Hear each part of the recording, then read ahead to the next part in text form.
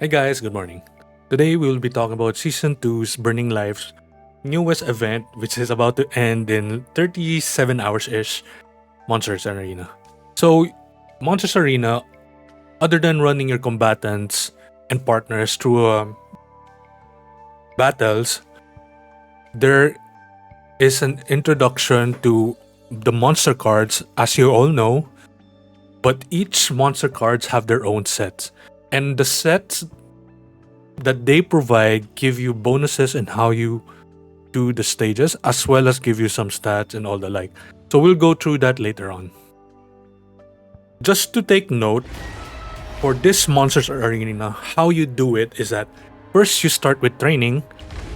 These would provide you some of the cards. Right now, I'll go through all of them, or at least some of them. And if you look in the bottom left, for under each card, you can see some icons. And if we click them, you'd see what kind of card effects that they have typically. But as I go through the stages, we can see what kind of set effects that they have and what they could do. So just to preface is that you are not provided with all of the monster cards initially. So how you go through unlocking all of the cards is through training. However, they lock you between training stages around 1 to 2, and then you have to jump to an arena stage.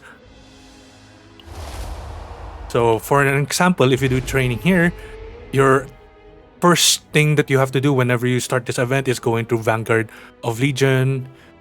These first 3, this allows you to unlock the, I guess, 8 cards that you're initially provided.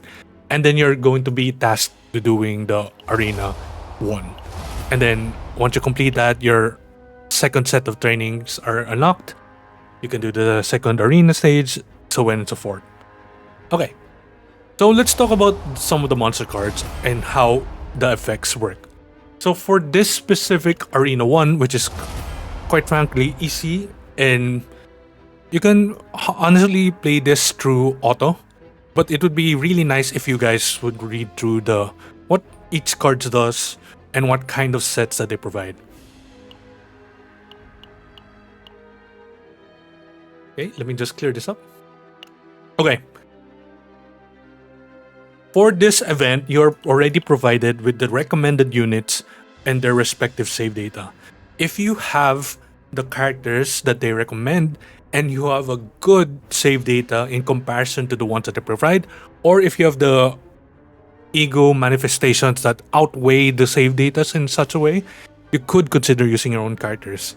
But for my own sake, I just use the combatants that they provide, and they work well. Okay. Now that we've selected the provided characters, let's look through the main shtick or the niche of the event. As you can see here on the right hand side, if you look at the first 3 cards starting from Beam Shooter, there underneath you can see the set effects as well as a thumbs up. Generally speaking, the thumbs ups are better options for the stages that you run respectively. So here, Beam Shooter does 350% damage if the target has shield plus 50 additive damage. If you know the card, you know. So when I click it, you'll notice in the bottom left side that they have set effects. For Beam Shooter specifically, it has Fatal Strike. At 2 sets, it increases damage of targeting attack cards, a 1 hit count by 150%. That's a big amount of damage, and this is potentially multiplicative. So what happens if we activate 3 cards that have the punching icon right there? It allows you at the start of the turn apply 1 vulnerable to all enemies at the start of the turn. That's amazing for 9, for example. And the build that they provide potentially uses the vulnerable debuff quite well. So you must be wondering, what about the other icons? So it's under your own discretion whether or not you want to unlock everything that the set provides. Like here in Giant's Tyranny, it adds 1 hit to 2 cost or higher attack cards.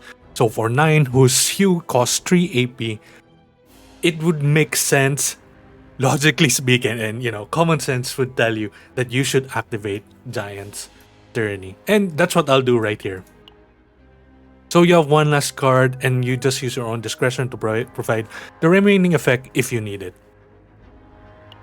So let's talk about some of the great monster cards that you can run other than the set effects.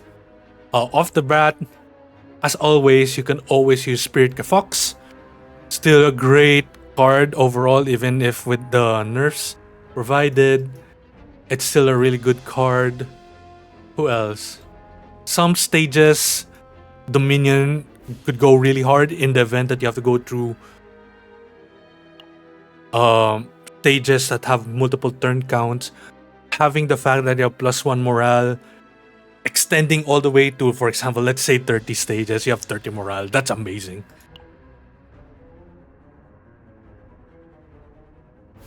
Okay. So just some tips is that you shouldn't be too constrained in just the passive sets provided by the monster cards. What I mean about that is that, for example, in Crimson Arena, they ask you to run certain... Oops. Let me just go head back. They ask you to run certain cards, or they don't ask you, they recommend you certain monster cards that you should run. However, in my opinion, you shouldn't be too constrained in the recommended cards that they do. And it's more imperative that you should understand which of the monster cards are beneficial to run first against the debuffs against the debuffs each stages provide.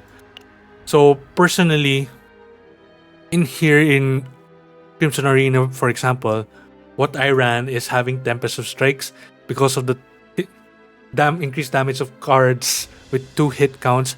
This is what I use for Hugo to hit multiple times and increase his damage a lot of times. If you look here in Arena 1, for example, over here you can see in the Arena rules, it has the detrimental effect of negative 80% damage amount taken by monsters, and they recommend you using Fatal Strike to mitigate the damage nerfs that they give. So that's it for this video. Overall, this is quite a fun event. I'd say it could be frustrating at times, but you shouldn't be too pressed in trying to complete the event. You can finish the event up to, like I've said before, Steel Arena and Auto by just using the recommended monster templates as well as the provided combatants. Thanks guys for coming by and have a nice day.